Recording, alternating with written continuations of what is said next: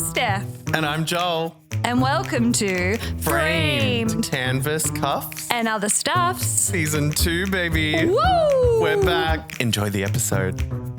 Hi, Joel. Hello. How are you? I'm so fine. I'm not going to say great, but I'm fine. All right. No, I'm like totally fine. I'm like totally. Let's start Say crying. totally fine one more time. Oh, I don't feel like jumping up onto the rooftop and singing into the sky, but I'm doing good. You've been a bit sick at the I'm a start. bit tired. Yeah. I'm a bit tired. You were sick at the start of the week. I was sick at the start of the week. I'm having a real diving straight into it. I'm having a real noticing my age week. Okay, yes. How did that start? So it started. Okay, so I was a bit sick at the start of the week. Went to the doctors just to, get everything, make sure everything's all good and whatever. Oh my God, you're going to love this. So I've been having dizzy spells for a few months. Vertigo. Oh my God. I've got the dizzies. So every now and again, I'll kind of have I a bit of shouldn't laugh. I'll kind of have a bit of a kind of when you were younger and you had a drag of a cigarette and you get a head spin. Yeah, you're the other Lucille. Yeah, it would be kind of like that, and it would just kind of come on sporadically, or every now and again I would have a day where it's just I've got sea legs. Oh my I goodness. feel dizzy as hell, but I just push on and get on with my day and whatever, and I'm like, oh, I hope I'm not having a stroke. So it's been happening on and off for about 3 months. Yeah. And so I went to the doctor because I was a bit sick at the start of the week. And while I was there, I'm just like, oh, hey, by the way, on and off, the past, stop saying Joel. On and off the past 3 months, I've been having kind of these little dizzy spells and whatever.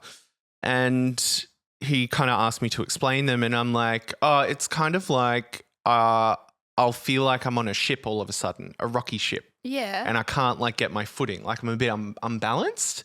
And it's always when I turn my head real quick or I look somewhere or something like that. Yeah. And he's like, uh-huh. And I'm like, oh, okay. Yeah. And so he did this little eye test with me. Yeah. So I had to and I'm like, I don't have it today. I'm completely fine today. I just thought I'd bring it up just, in case that's a sign that, something big's on the way. He did this little follow my eye, follow my finger with your eye thing and whatever. Yeah. And he's like, oh yeah, your left eye is a bit shaky and it's not catching up as quick as the right eye. Oh. And he's like, that's probably a sign you might have a bit of vertigo. Yep. And it's a specific type of vertigo. It's called BVV or something. It's something positional, BVVP, something positional medical words. Yep. And I'm like, get the fuck out of town. Now, I want to preface, I'm not laughing at you, Joel. No. For the people at home. The immediate thought that went into my head was, I'm Lucille 2 from Arrested Development. You're Lucille 2 from Arrested Development. I'm picking you up from the doctor and you're falling over into the grass. Dizzies. Yeah. You're going to fall in love with Buster. It's all going to be very dramatic. So I'm like, okay.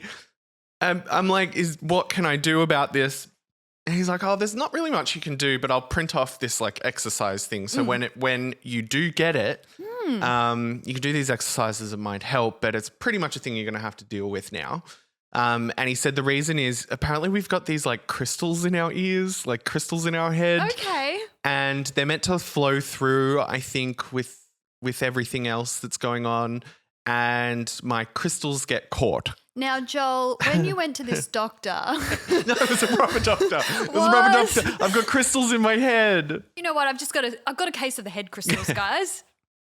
So anyway, he brought out some sage and I started speaking backwards Latin and then, crawling up the walls. Yeah, and then the devil was released and you're fine now, right? No, but my crystals get lodged and they throw off my center of gravity and balance. And it'll happen every now and again, but it's good because at least I've got an answer as to why I'm getting the dizzies. The dizzies, yep.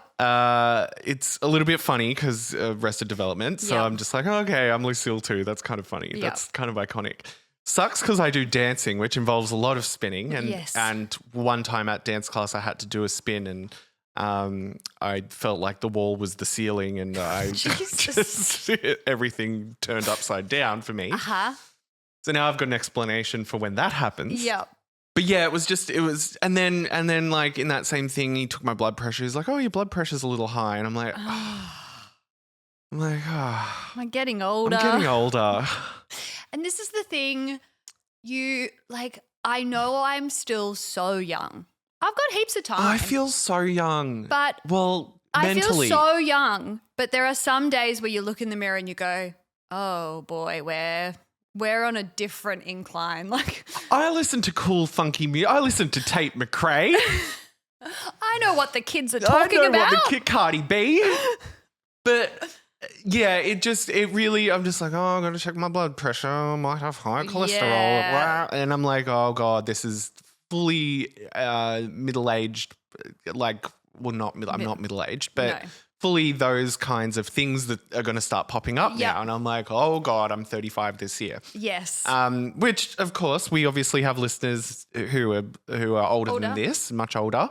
And so they're probably like, oh, shut up, you're still young. Yeah. But and to be this fair, is still the oldest I've ever been, so I'm experiencing it for the first time. Exactly. Yeah, so it goes high blood pressure and whatever. And then I came good towards the end of the week. I went to dance class last night, and the whole dance class was essentially floor work, which means I had to get up and down from the floor 110 times. And that also made me realize I'm 35 years old doing this with a bunch of 18-year-olds who are much shorter than me as well. So it's a lot quicker for them to get down and up. Yeah. Whereas it takes me a minute. I need an oxygen tank. Pulling yourself up. I'm making those noises. The knee clicks. Yeah, the knee clicks. You get up, you're like... And I'm like, oh, we seriously going down on the floor again? Holy smokes. So I'm dancing to Disturbia by Rihanna on the floor, just writhing around. Oh, dear. And now today I feel like Mrs. Havisham. I feel like I'm 110 years old. And it's just it happens. There are days you feel older than other days. But girl, I'm going to push it. I'm going to be as young as I can forever. I'm going to Peter Pan this bitch. Your recommendation, Peter Pan. Yes. I'm not going to let it get me down. But every now and again, I'm going to feel old. And I'm feeling old this week. Yeah. I feel old. That's okay. You know what? We are getting older. We are getting older. But that's okay. Yeah. Is that your recommendation for the week, or do you? I still have a recommendation, but now I already feel like I've been chatting forever. Nah. What's going on with you, girl? How's life? Yeah. Life is just life. I think as you have had an old week, I've just had one of those weeks where I just went, nothing is going right. Everything feels like it's going wrong. And it's nothing huge, but just one of those weeks where you're running up that hill. You just get to the end of the week and you're getting up in the morning, thinking about so many things.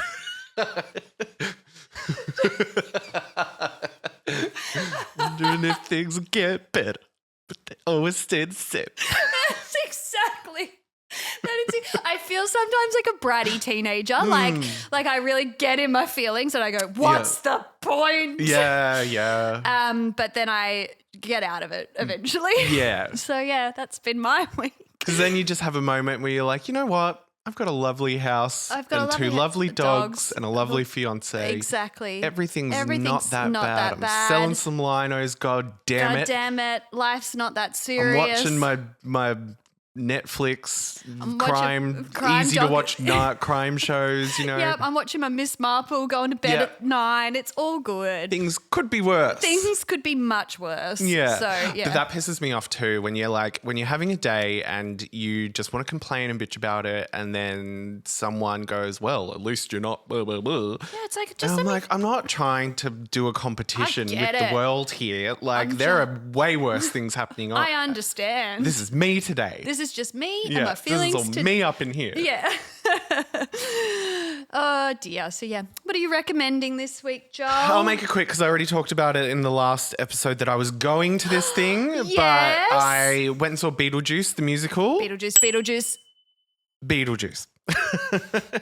Just appears.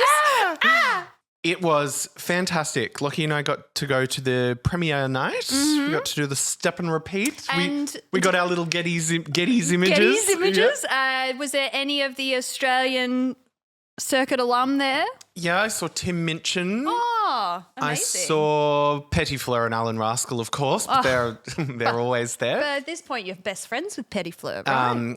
Millsy, Rob Mills was there. Probably about 110 people who have been on The Bachelor and Bachelorette. Oh, it was spectacular. Mm-hmm. What a show. Yeah. It was really good. The production and the staging and the lighting. The staging is incredible. So you've seen it? Yeah, Yes. we were lucky enough. We saw it. I was a bit tipsy in New York and we went and saw it. Best. Did Eddie do that one? No, that was the original guy on Broadway. I can't remember what his name is, but he was like a big deal. People really loved him. Did you know Eddie Perfect wrote it? Yep. Yeah. And that's when we got out. I was like, who wrote the music to this? It's fantastic. And we got out and I was like, oh, Australia's own Eddie Perfect. He was Beetlejuice. Like he just knew it like the back of his hand, Yep. of course, because he wrote the whole damn thing. Yeah. He was absolutely fantastic. The lady who plays the Catherine O'Hara character from the movie, Yes. not Lydia, the Dietz lady. Yeah. She was scene stealer. Yeah, 100. she was in the one we saw as well. Did Absolutely. your one do the kind of Moira Rose cadence?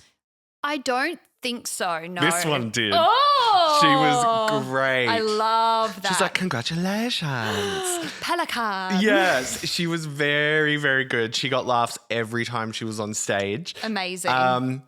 Yeah, I think just for the spectacle of it all, and it's short, and I love a short musical. The spectacle of it all, the lights, the dances, the special effects, all of that kind of stuff were fantastic.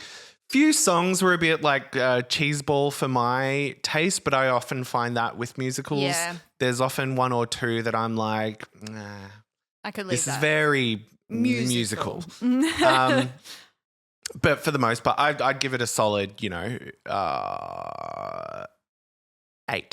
Yeah. 8 out of 10. If you like the movie, like Beetlejuice, and you're in that realm, you have to see the musical. Yeah. It is so good. I like when It's a bit naughty. it's cheeky Yeah, as is the as film. is the film. So yeah, it's I 100% agree. It's just such a good musical, and I can't wait to see the Australian cast do it. Yeah, because they were great. They They were really, really good. love it. Yeah, it was a fun night. Beautiful. And people dressed up. 'cause This you was were one at of the opening ones. night, yeah. But this was one of the ones where like we've been to a lot of opening nights, darling. And this was one of the ones where people really went all out. Like there was, they dressed up for it. I saw you put a bit of makeup on. I did the Beetlejuice, like the kind of, what is it meant to be, like green mold on his face. Yeah, I did that's it on the right. side of my mouth and I did it all You myself. did it all yourself. Did it all myself. And And of course, Lockie or Tilly Tilly is looked in full beat. bloody amazing. Yeah. Tilly's makeup, 10 out of 10 on point. Yeah. Love it. Show stopping. Love it. Yeah, it was great. Good. Recommendation. Hey. Go. I'm going to recommend, here they are, my tiny hands. Tiny hands. I've had a real week and these tiny hands brought me joy. If no one can see, if you're listening, I'm stroking the microphone. We can zoom into the teeny tiny hands. tiny hands. Little baby hands. Little baby hands. They've been, it's so funny. it's so dumb. Yeah. Watching anyone do anything with tiny hands, Wonderful. it's joyous. It's a joyous occasion. I started putting it on my stories on my Instagram last week, and it's bringing a lot of people joy. I have so many tiny hands. You know what? So did you have to buy a bulk pack? I had to buy a bulk. Yeah. I can't not place them places. I had to buy a you want to go? It's fun. I had to buy like 20. So I'll give you some to take home with you if you want. Can I take some tiny hands? But yeah, I put it on my story and I have just been doing things around the home with my tiny hands, trying to do little bits and pieces. And look at those tiny hands, people. It's very Denise.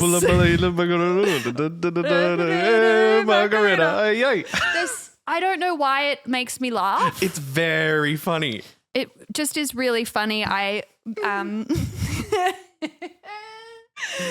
If you're not watching the YouTube, highly recommend just coming in on this point Look and at watching. my tiny hands. Little Donald Trump hands. When you clap, it's fun. It's just one of those things where, I I put up, like, full disclosure, I put up a story, like a Instagram video this week that didn't really hit. It didn't really do what I wanted it to do. And It's always great when that happens. and I just felt a bit sad for myself. And then I did end up taking the video down because I was like, I don't think I want to die on this hill. I don't think I've thought about it enough. What was the video? It was about AI and art, and I just I watched that. Yeah, that was great, cool. Good video, Yeah. but what I was kind of trying to portray, which isn't like getting AI to generate art. I didn't come across as well as it should. It kind of went off on TikTok, and I just kind of went, I don't think I have a dog in this fight at the moment. I have conversations I want to have about it. I think it's important to have them. We can't put our head in the sand and pretend like AI art and AI isn't going to be in the creative industry. It is. It's here. Yeah. How do we regulate it? What does that look like? Yeah. The video I made probably didn't express my feelings about that as well as it could. It was just a stupid video that I put together and I went blah, blah, blah, blah, blah. And I just overthought it so much. It wasn't even that bad on TikTok, but it was just comments. Sometimes it's best when you post something and then you are really feeling like, and you can't stop thinking about it and all that kind of stuff, and you don't feel 100%. Yep. Sometimes it's best just to remove it. Yeah. And honestly, it's It not makes like, you feel so much better. as soon as I did, I was like, because I left it up there from like Wednesday to Friday, I think. And I turned around to SJ in the car on the way home and I just said, I got rid of it. I got rid of the video. And she went, I think that's probably a good idea. Like, Yeah, if it's making you feel that much I about felt it. sick about it. Like, Yeah. and I don't usually feel that. And you know what? This is the thing. Sometimes things you do hit and sometimes they fail. It's okay. Yeah. I'm okay with that. But like, it was just like one of those things where you just go, I don't care enough for this to be a thing. Yeah, and it was, classic TikTok. Yeah. The littlest comments thing we say just Can really goes off on a roller And coaster. like, I've not really felt that for my own personal stuff in a while. So I was just like, get rid of it. So the tiny hands really brought me joy. Yeah. And you know what? I'm going to continue my tiny hand content. So keep a lookout. I just become a tiny hand influencer. The art becomes second. Do you know what? On the subject of AI art, Lockie was at a vintage store yesterday and he came across this cool looking picture in a frame. It was like of a galactic space girl, looked very like retro. You know the look of like space that they used to draw in the 70s? Yeah, that love retro kind of Jetsons style. It was Yeah. like this sexy lady in a whatever. And he's just like, oh, should we get this? Does it look really cool? And I'm like, oh yes, I love it. I'm like, wait a tick. And I zoomed in on the picture and I'm like, I knew it. This isn't real. It's AI. And you can almost tell instantly no matter how good it is. There's an uncanny no valley. soul in it. There's an uncanny valley thing about it. Yeah. And like, and he's like, oh, wait. And he looked closer. He like looked at it and he's like, it is AI. it's getting good. We will be It's tricked. at vintage markets. It's not vintage. It's not vintage. It's one of those things where it's going to be around. I understand the ethics of it and I understand that there will be a lot of conversation in the creative industry about it. I just think that we artists as people aren't necessarily ready to have an interesting open discourse and dialogue about it. We don't have to go on further about it, but No. I think artists and people who appreciate art, I honestly think we can sniff out AI almost agree. instantly, regardless of how good it is, And because there's something about There's it. something weird about it. I don't think it's hitting. I don't think anyone's really Yeah. enjoying it, Yeah. to be honest. Judging from what I'm seeing, Yeah. whether it's AI in any form of media, there are benefits to AI, obviously, in different areas. Yeah. But when it comes to art and creativity, I just don't think no matter how much they're putting into it and how much, is getting put out there, Yeah. it's just really not hitting with people. And a Yeah. lot of people can tell, Yep.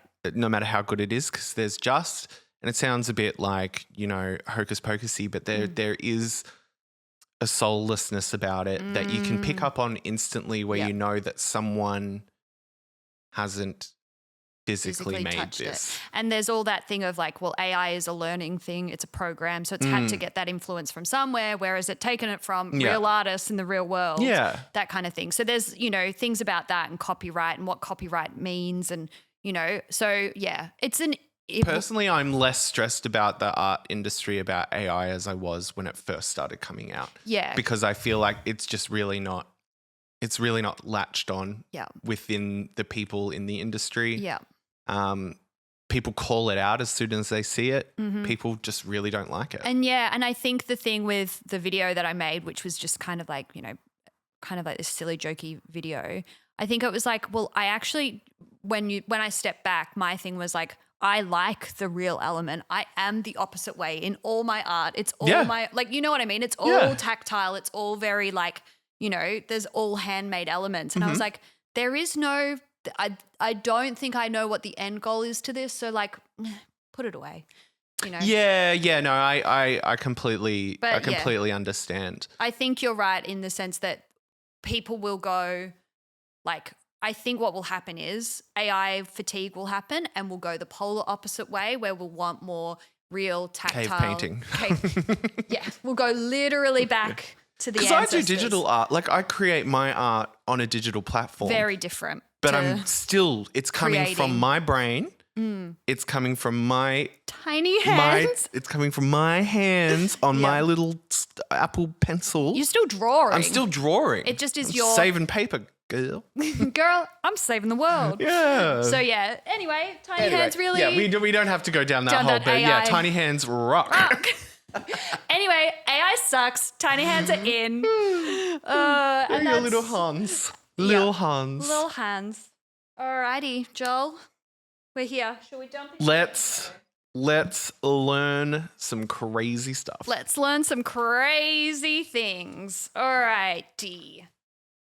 This story is one you may know something about, but you might not know the full story. It's about a woman who was a bit of a wild card and in one of the most influential girl groups of the 90s. She was a Grammy winner, a tabloid headline, a visionary. Unfortunately, her story was cut short at quite a young age, at the age of 30. Can you guess it? Lisa Left Eye Lopes. We're going to talk about Lisa Left Eye Lopes. Okay. Yeah. Do you know much about Lisa Left Eye Lopes as like her story, her arc, what happened? No, I don't know much about her story. I just know that, you know, she was in TLC, which is humongous. She went off into a little bit of a solo career. She's got this really weird, obscure pop song called The Block Party. Remember way back in the day. Yeah. Hey, when the kids from around the way used to come out and play. It was very, very crazy sounding for its time, but I really like it. And then she did that song with Mel C from the Spice Girls. It's not anymore. Things we've opened up the door. I'm pretty sure she features on that. And I know how she died. Well, yeah. Yeah. I like how you're like, and I know how she died, but we're going to save that till the end of this. Oh, shit. Sorry. No. She's dead. I said it in this opening. Yeah. She's not alive anymore. Yes. But there is a bit of like a interesting story about like kind of how it built up to this kind of, I guess, sad, dramatic ending. So let's take it back, all the way back before the Grammy wins, before she burned it all down, literally. Lisa Left Eye Lopes was a preacher's kid with a Casio keyboard and a storm brewing inside her.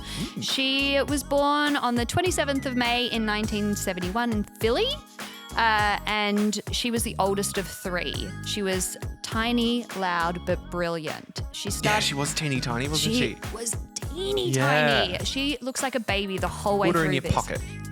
Tiny hand nation. She starts performing gospel with her siblings at church halls and block parties, and then she kind of starts to build her, I guess, stage persona at this young age. So her mum was a seamstress and her dad, Ronald, was a US Army Staff Sergeant.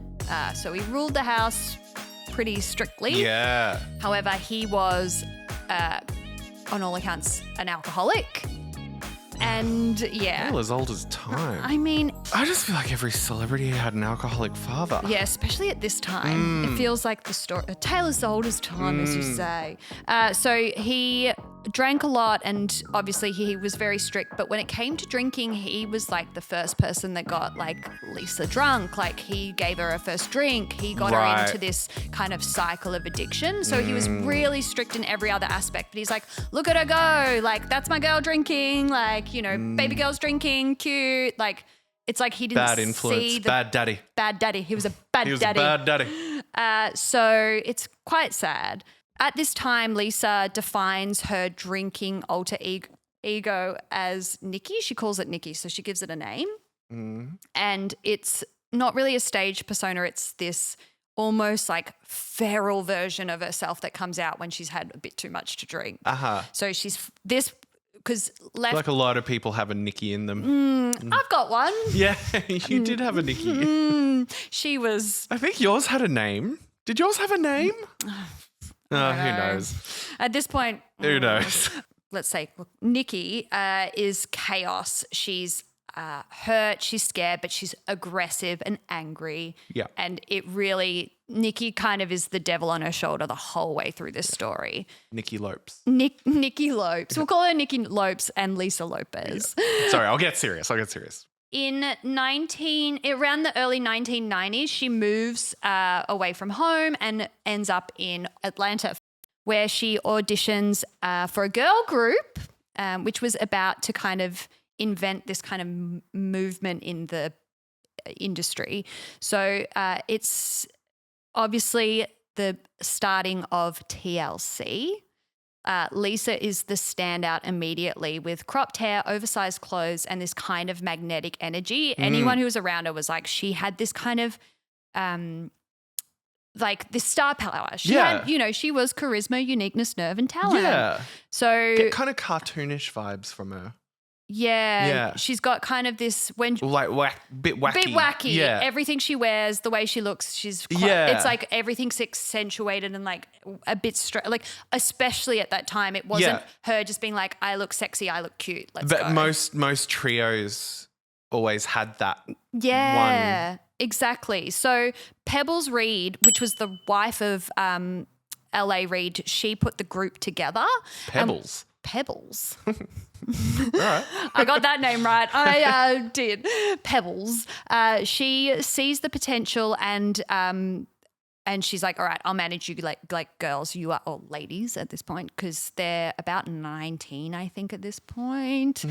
So we've got T-Boz, Chili, and Left Eye. Yep. It's perfect branding because, you know, everyone gets a character. So T-Boz is like the tough one, Chili's a bit more of the heartthrob, and Left Eye is like the, you know, kind of bit more of a chaos energy agent. She chose the name Left Eye apparently because people would tell her that her left eye was like kind of more sparkly than her other eye. Oh, there you go. So she chose the name herself. Very kind of Powerpuff Girls. Yes. Yeah, T-Boz was the green one, Left Eye was probably Bubbles, and the Chili was Blossom.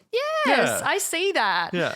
By 1990, hip hop's starting to go a bit more like mainstream, and these three women who are like really loud and really funny, and they're, you know, going onto red carpets and they're wearing condoms like pinned to their clothes. They're What? I know, crazy kids. I thought they were a bit more wholesome than that. No, Destiny's Child was wholesome. TLC was yes. the okay. opposites. Because I have some TLC outfits going around in my head, but I don't recall condom outfits. This is like them it's very much just them with condoms literally pinned to their clothes. But that was their kind Lisa of... looks too young to be having condoms pinned to her I clothes. know, but would you believe she's like 19 there? Yeah, she's got a very like baby face. She's got, and as we go along, it's just like there's a startling photo that I'll show you in a bit where you just go, oh, that's a baby. Like, protect this poor little baby. They look like characters from Daria. They do, with the oversized like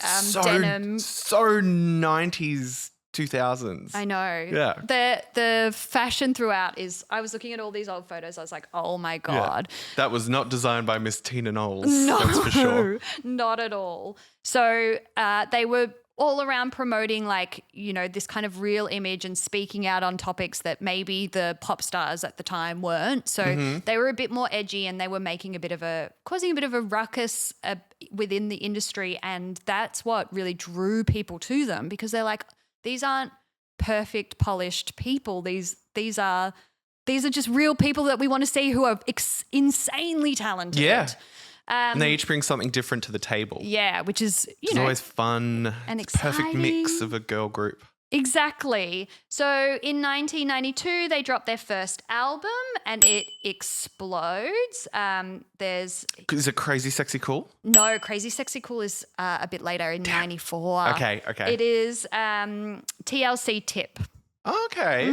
Just the tip. Just the tip. So they've become this kind of movement, and also like I think we forget, like especially like black women at this time in music, like they're just doing things, and it's like seeing themselves Just dominating. Yeah. And Yeah. then the audience seeing themselves reflected, in this group is amazing. Like anyway. I feel like this era had a really big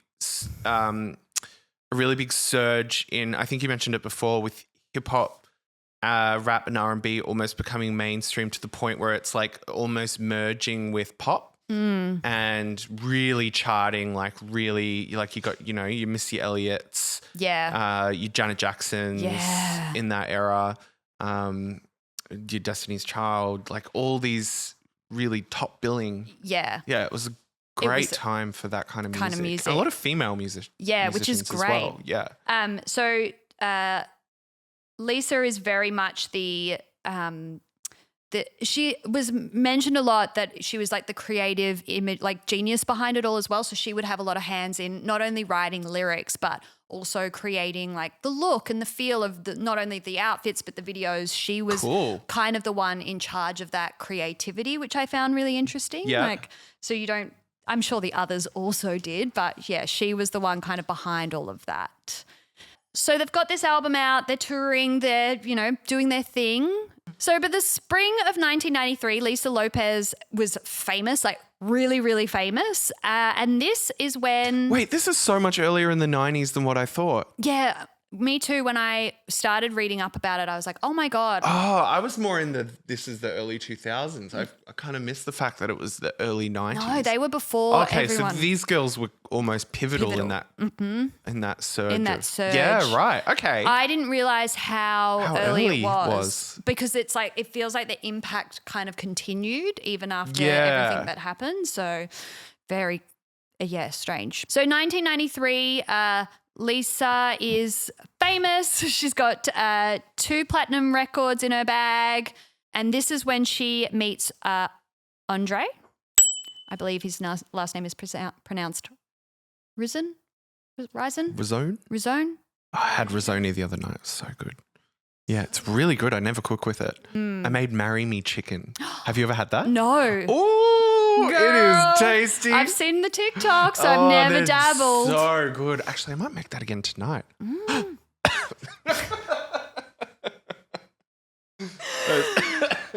just thought about a slow cooker and then I'm like, I can make it in my slow cooker. And I just choked on my own spit. I'm sorry, everybody.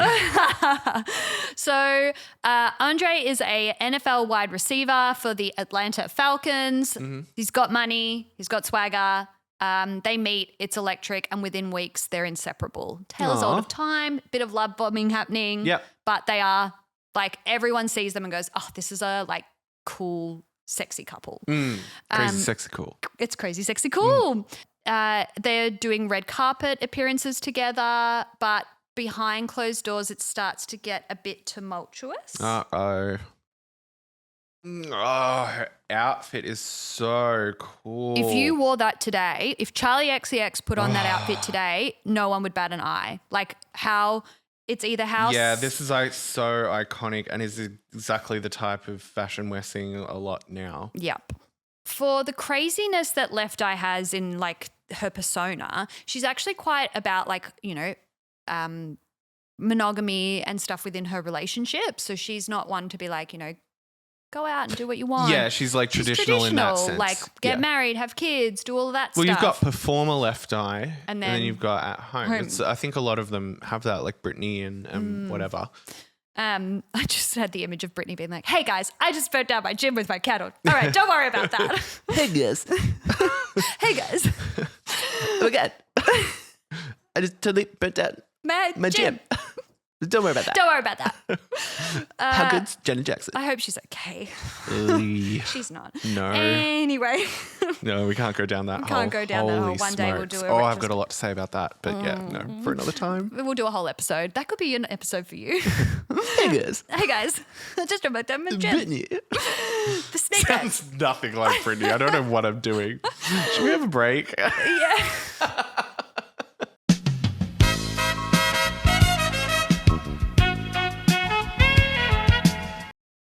Alrighty. We've met Andre. He's here. Yes. He's love bombing. He's taking her on trips. He's buying her gifts. He's a linebacker for a basketball team. He's a wide receiver. Oh, he's a wide receiver. That was my nickname in prison.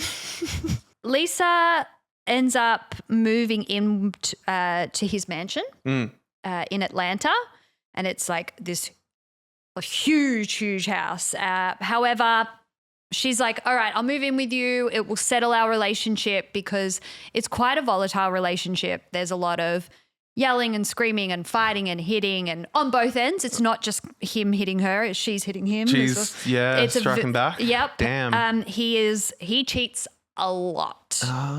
Pretty much the guy. Don't want to say, but that's a bit of a stereotype of sportsmen back in those days. Yeah. Traveling around, playing their sports. Yep. Going out. Getting all the honeys. Getting all of the honeys. So he cheats on her a lot and she is not having it.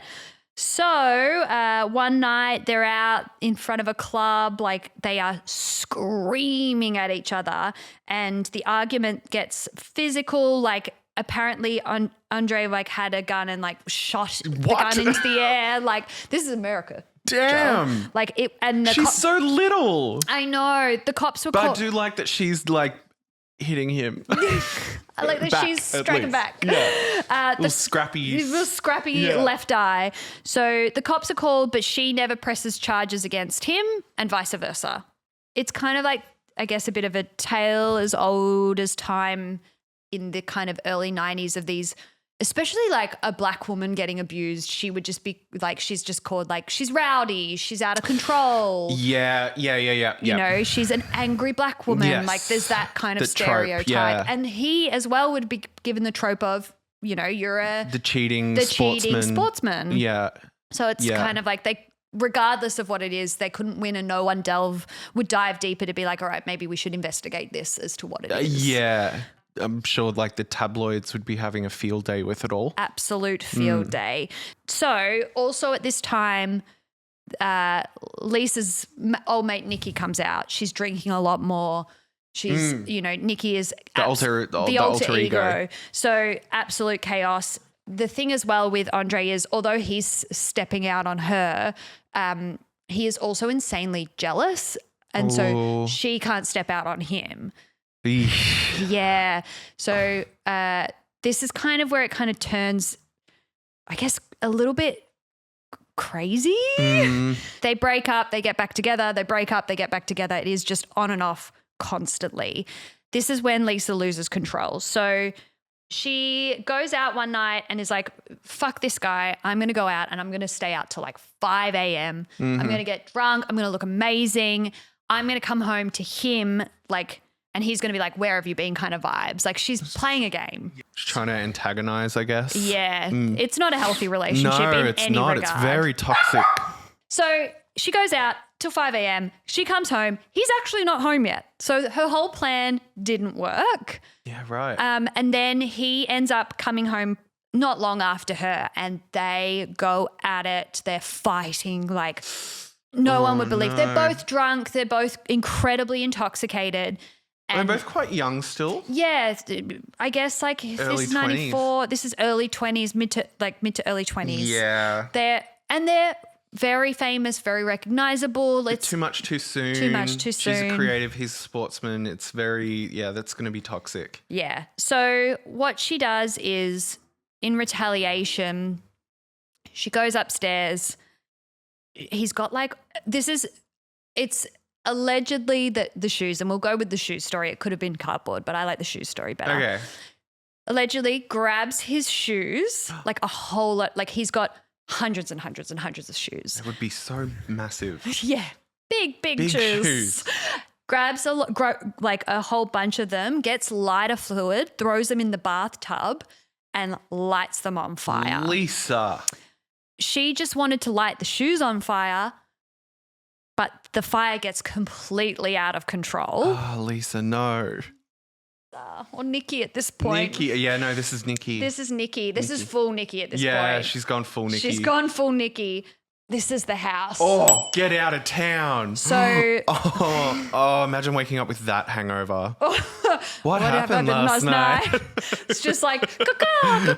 Oh, no. So the fire Obviously, the image is going to be up here, but that house is destroyed. Destroyed. And it's not a cute 2-bedroom house. That's a mansion. Oh, it's a well tended to garden, isn't it? Beautiful. Yeah. So she accidentally... That lawn is so green. Green. So green. I love the bushes out the front. Joel's going to buy this house, I people. might buy this house. So It's roofless. It's got no roof. No. There's a little bit of construction to be done, but why not? Oh, Lisa, you played it too fast and loose. Yup. So Where's the pool? I feel like there should be a pool here. Yes, maybe it's an indoor pool. Maybe. Anyway, stop analysing the house. Stop Joel. analysing the house. So she burns down the house. Burning down the house. My house. Ooh, baby. Strange, but not a stranger. Cut for copyright. Yeah. She accidentally lights his house on fire. Andre is obviously like, what the hell? She runs off. What the hell? I'm Sure, he would have said a few other things. I think I've made it a very PG version. We've all had some pretty rough nights, but that's a doozy. She disappears that night. The fire department arrives. His mansion burns to the ground, and Lisa's kind of there just being like, she's kind of overthinking what's just happened. Mm-hmm. She ends up handing herself in. So the cops, I'm not sure if Andre said, hey, it was Lisa, or if she handed herself in beforehand. Yeah. I'm not sure what came first kind of thing. There were no pets in that house. I hope I feel like they would have had pets. Yeah, but... Little Pomeranians. Or like a lot of dogs. Yeah. And like one, those big dogs And a macaw, like a Yeah. big exotic bird. Yeah. Don't you think? Yeah, I think the macaw... Because birds were so popular in the 90s. Everyone had birds. Everyone had birds. Have you watched the doco Chimp Crazy? Yes. I think we've talked about it on here. I haven't completely... It was one of my recommendations. I haven't completely finished it, but that is the vibe of that time in my mind, even though that's more recent. It's like... Oh, wait till you finish that. Oh, I can't. Keep going with it. Oh. It's hectic. We have to watch it when Penguin's not around because he barks at the monkeys. Mm-hmm. Mm. So it's a hard one to watch. Yeah. So anyway, she turns herself in and she's charged with felony arson and bail is set as $75,000. Do you have her mugshot? I feel like I've seen it. I've got her mugshot. The mugshot is striking. I've seen the mugshot. Yeah, I've seen this. She's a baby. Yeah, she does look like... Do you know who she looks like? She kind of looks like Blue Ivy. I see that. Yeah. Yeah, no, I've definitely seen this mugshot before. Yeah. So she's clearly got bruises around her face as well. I thought she had a little mustache. She's got bruises around her face, which obviously there was a physical altercation between them before this. So it's obviously escalated. She's burnt his shoes and all of a sudden. But she looks so young. She does. She looks really young. Turns herself in. Mugshot hits the news and just tale as old as time. The punchline is kind of crazy left eye, like, pop diva, burns down boyfriend's home. No one thinks about what led to this. They all think about, Exactly. And, she would, I imagine, admit that she wasn't an angel either in this situation. She knew she did some things and that's why she actually checks herself into a rehab center. Okay. Her sentence around this fire is she has 5 years probation. Yep. And she's fined $10,000, which it's not too bad. And she checks into a rehab center herself. So I don't think that was part of the mandated sentence. I think she did that herself pre all of this coming out. Yeah. It is there that she writes a song that you might know, Joel. called Waterfalls.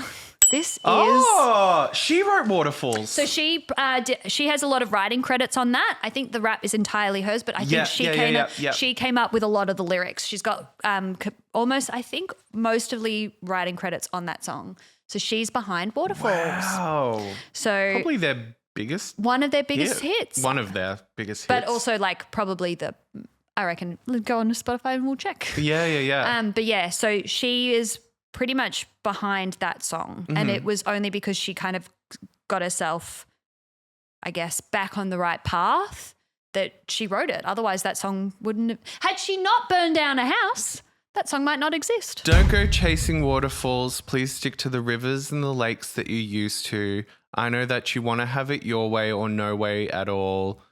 But I think you're moving too fast. Mm-hmm. I think it's moving too fast. I don't know. Yeah. So it was when written. You think about it. Yeah. It's written about him, I think, and amongst other things, but it is written about him. Yeah. When she kind of steps back into the scene, people don't want, the woman who has gone and done this crazy thing and then has gone and sought help and is getting herself back on track. Obviously, she's in this spiral of addiction that stems from her father. That storyline doesn't exist back then. So this is just crazy left eyes back in the picture. Yep. What's she going to do next? She going to do something else crazy? Who knows? She's writing. She brings Waterfalls to the group. And it's this kind of track that defines, I guess, their next stage in the business. Yeah. She talks in the song, it talks about, drugs, HIV, gun violence, all of these things that your typical three... Does it? Yeah. Oh. It's like all of this 3-person pop song. That's not what... Yeah. That's not what we think of. It's always going to the club and putting our hands up in the air like we just don't care. Yeah. Everybody in the club getting tipsy. And the song... Shaboozy. Call back to Shaboozy. Shout out Shaboozy. Yeah. I'm sure you're watching. It becomes their biggest hit, thrusts them even further onto the stage. Lisa's living a more sober life now. However, things aren't smooth sailing behind the scenes. She's starting to be a bit more like, well, I've got my creativity back full force. I want more control. I want to do my own thing. I want a solo career. So I guess she kind of goes, I'm happy to be a part of this girl group, but I've got other things I want to do. Yeah. So let me do them. It's 1994 with the release of Waterfalls. Crazy, sexy, cool. Crazy, sexy, cool. So it's, sexier, darker. There's like a lot more. It's probably out of their albums, it's the one that everyone went, ooh. Yeah. They're getting swept up in this really, I guess, fame machine of a thing. There's kind of tension behind the scenes with the group itself. Yeah. So, I don't know whether at this point Lisa stays sober or she starts to casually drink again. It's unclear. Nikki starts rearing her head again, perhaps. However, in amongst this, they win, I think, 6 Grammys. And they go up, they make their Grammy speech, but you know how when you come out of and you go and speak to the press? Yes. Yeah. Yep. So this is a really defining moment because whilst they're, at this peak fame, they've sold 10 million albums at least on this one album, they are broke.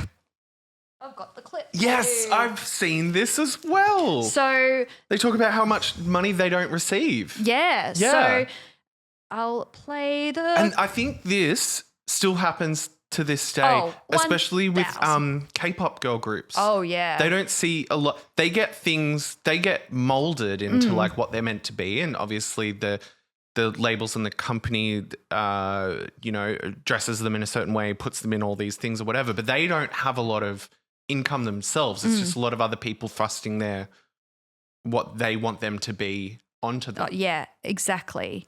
And in your mind, you go, how are these 3 women, the biggest group, girl group at the time, how are they broke? Yeah. That's just not possible. Yeah. Well, bad contracts. I heard Britney, when she was doing her Vegas residency, like that was one of the biggest residencies in Vegas at the time, circulating millions of dollars. She was only getting herself, I think, $2,000 a week. Was and that? her dad was pocketing Oh, well, hundreds of thousands. we know. But she was, for her, like her money that she was allowed to have, Yeah. it's only a couple of thousand Yeah. a week. That's Doing that show every single night. And, you know, obviously there's a whole thing. We could do a whole episode. Yeah. We could do a 7-part I only series. I only heard that a couple of days ago. So The it was control fresh of in my her mind. money is insane. Could you imagine? Yeah. Just work at Safeway or Woolworths. Yeah. Like, you're going to get paid probably just as much. Do the night stock. Yeah, go work at Bunnings, babes. So this is a longer clip, but I've just cut it to where they ask Lisa to speak. So you can play it if you like. And we'll put I'll clip it down and put the whole clip in. Oh, they look so cool, but they look a bit annoyed, don't They they? look pissed. Well, first of all, 10 million albums, and how can we be broke? It's kind of, I can't go into everything right now, but trust me, you can sell 10 million albums and be broke if you have greedy people behind you. Turn it around so you don't sell 10 million albums and not be broke. Stick together, learn from our mistakes, and, just, well, you know, contracts and stuff is kind of hard to handle business when you're stuck in contracts that say certain things. Wow. Bye, y'all. They look so annoyed. They kind of all look annoyed at each other too. Yeah. So what was at the start of the clip as well is one of them says, you know, we're broke. Like, we can have all of this success, we're broke. And there's a woman to the side and it's like, oh, your manager's over there. They look really pissed. And it's like, there is someone literally over there who's making all the money off these 3 talented women. Yeah. Just daggers because they're speaking what's actually happening. And it's interesting. Good on them. I know. And it's interesting because, you know, obviously Chapel Roan made a big speech at the Grammys and kind of did her thing. These women were doing this In 1996. in 1996. A, nothing's changed. B, could you imagine the, I guess, the story around them, which again would be angry, ungrateful black women. Yeah. You've been given this opportunity and all you're going to do is complain about it? Like, So were not many people on their side? no. No, right. Like, and I think, yes, there were some people on their side, but not as much as like, you know, the Chapel Roan of like everyone got up, yeah. you know, Yeah. it was like, how dare you? God, it almost seems like getting a record contract is a nightmare. At that time, Yeah. I think, well, I mean, But nothing's even now. changed, but yeah, they apparently only had like maybe $50,000 in the bank, like between them at this point. Damn. And they are one of Biggest the girl group. biggest girl group at the time. So contracts were trash, you know, managers took massive cuts, the label recouped everything. So, you know, they're like, well, we're going to send you here for this show, but we're going to take your meals, your hotel, your travel out of this, you know, fee that we're giving you. Yeah, right. But it's like, well, no, because you're sending, you know, it's just the money is dispersed to make other people rich. Yeah. And it's always unfortunate that it is the talent that, like they're making so much money off Without their them, talent. there'd be nothing. There'd They're be the nothing. heart of the machine. Exactly. So It's unfair. it's unfair. It's not fair. It's not fair. So unfortunately, this is kind of, you know, she's kind of come through this. She's trying to beat her demons and it feels like she's not getting a break at any point. I think they are having fights behind the scenes as well, TLC as a group. Oh, well, the whole scenario would be tense. Yeah. Like they would all be kind of at their wits' end. Yeah. So I think this is where everyone starts to call like Left Eye difficult because she really pushes this narrative. Well, not the narrative, pushes a point of like, we should be making more money. I'm not going to just sit back and take this anymore. And I think T-Boz and Chili are a bit more like, you know, come on, let's just keep it together. We'll do another album. We'll make it work. Like, Yeah. And she's really trying to stand up for herself. So she starts to splinter off and wants to do like a solo album, and she signs with Suge Knight, which is an interesting move in itself. And we could do a whole episode on Suge Knight, but we won't right now. So Lisa's doing this Lisa's after Crazy Sexy Cool? Yes. Yeah, right.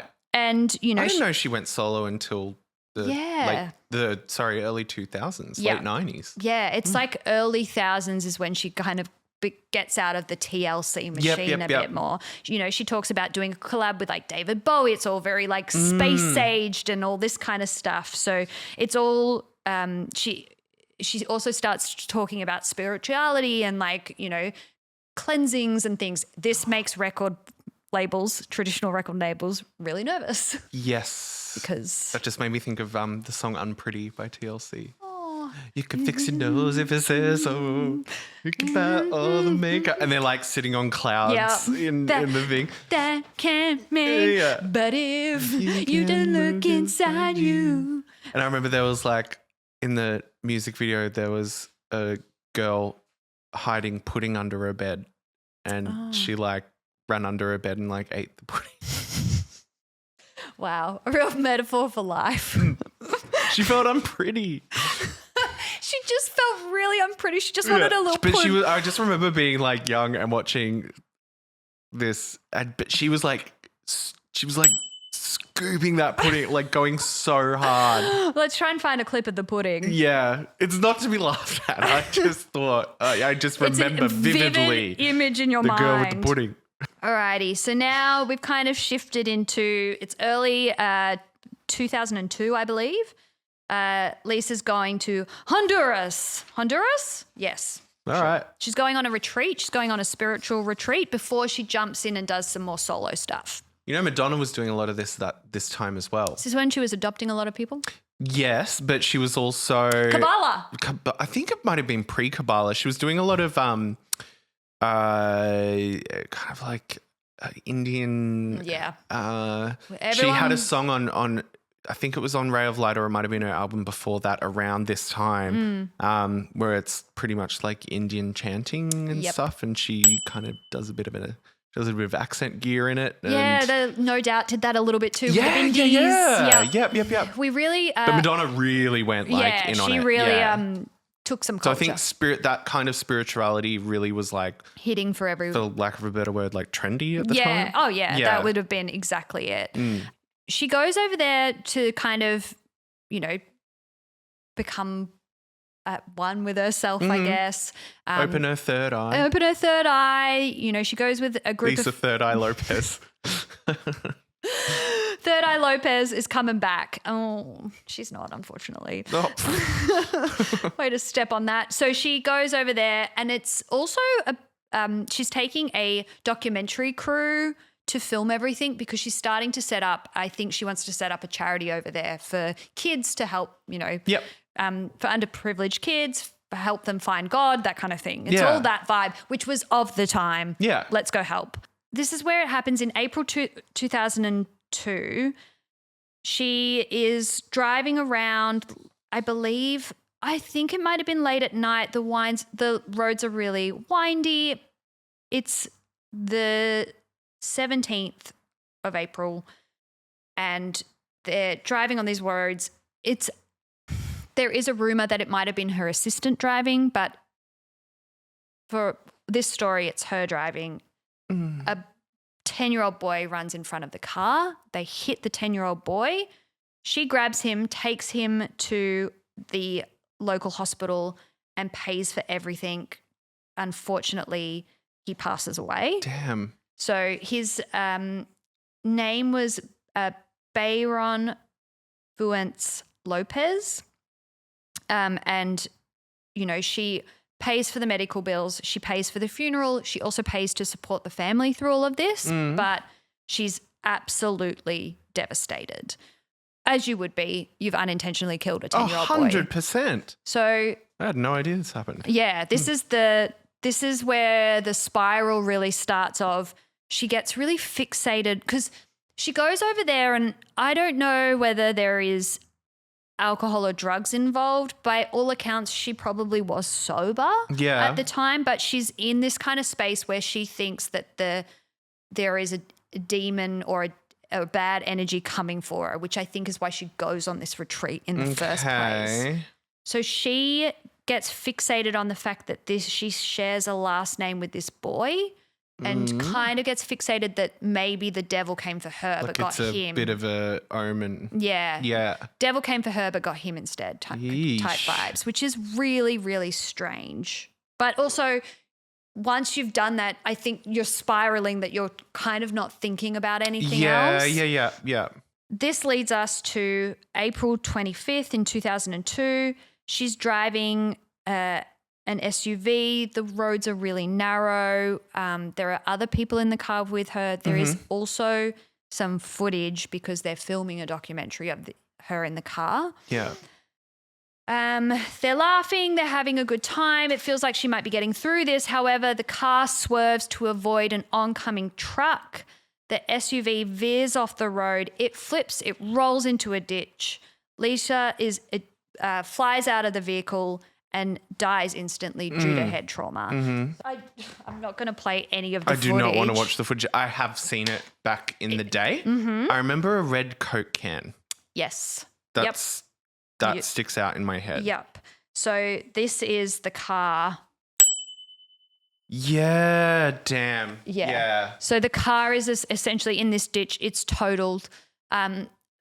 Everyone else in the car survives. It is only Lisa who dies. So she's so little. She's so little, and I don't think she was wearing a seatbelt. Yeah, okay. In the footage that they show later on, it might be that she wasn't wearing a seatbelt. So she dies instantly on impact. She's 30 years old. Everyone else survives. The footage you can see is because her family released a documentary after her death. Yeah. And that footage, you don't see everything, you just kind of go up into the point of, the car, fade to black type situation. Yeah. The documentary is called Last Days of Left Eye. It's kind of a strange thing. I don't know if that would happen now because it feels a bit almost like, do we want to see this footage? I don't know. Yeah. Are we celebrating her life? Are we making money off her trauma again? Yeah. It feels a bit. Yeah, a grey area, isn't it? Yeah. However, her family does later establish the Lisa Lopes Foundation, and they keep the educational centres kind of running and kind of build this legacy for her that she never got to see through. Yeah. That is essentially the story of a very young 30-year-old Lisa Left Eye Lopes. Not Lopes. Not Lopes, as we established. The band TLC is still around. They said that they will continue to perform because they believe that is something that Left Eye would have wanted for them. They've been to Australia a few times. They sure have.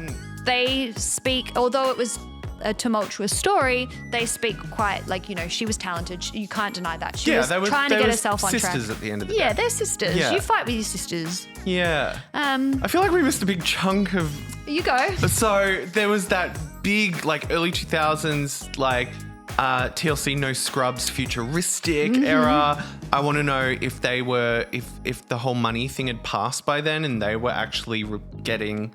I want to know where the money landed. If they got out of their contract and did a new one where they had more creative control because they went super ham on No Scrubs, which is everyone knows No Scrubs. Yes. You can't, honestly, I'm Pretty. Yeah. A bunch of other songs. And Lisa did a solo song called Block Party or something like that, which was very, now that you said that she had a lot of creative control and it was a bit out there and wild.